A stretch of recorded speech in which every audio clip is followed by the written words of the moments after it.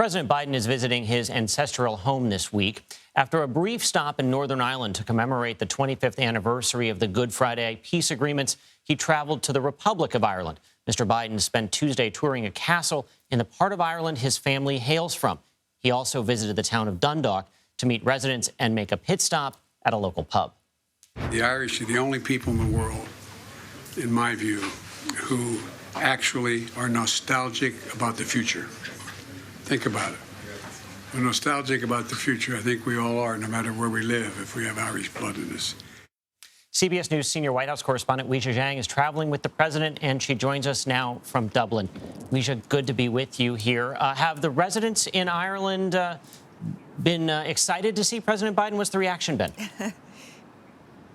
Chris, it's great to see you too. Well, if you saw the images today in the video of the president meeting with thousands of people who waited on the streets for hours in the frigid cold, you might think that you were seeing a Hollywood star or the equivalent here in Ireland. He is no doubt getting the celebrity treatment, and he was basking in it because, as you mentioned, he has such deep Irish roots, and it's something he's talked about extensively already on this trip. He said that, being here, he couldn't understand why his ancestors ever left because it is so beautiful. There are signs everywhere to say welcome home, and that certainly is what it feels like, a homecoming for this U.S. president. So I think the reception has been very clear, speaking for itself, that people are certainly very excited just to get a glimpse of him and those lucky few who had a chance to hear him speak at that pub as he reinforced his love of his homeland.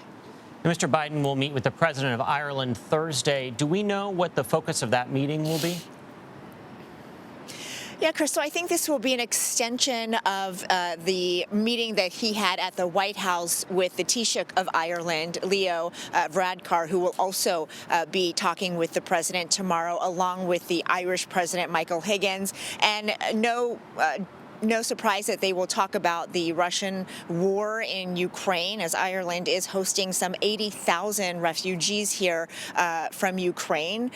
Of course, Ireland is also a member of NATO, so they will talk about the Defense Alliance and their commitment to do that. But I think the main objective of this trip is to reinforce the belief and the commitment in the 25th anniversary of the Good Friday Agreement. The president spoke at length about that today, about how that peace accord meant so much more than peace because it is necessary for economic prosperity. And so we expect they will talk about that as well. The president will address the Irish Parliament in addition to having those meetings before a formal gala here in Dublin. So he has a packed day, and then he will head to another part of Ireland to visit distant relatives and to trace his genealogy because he wants to make sure, Chris, that he is in fact Irish.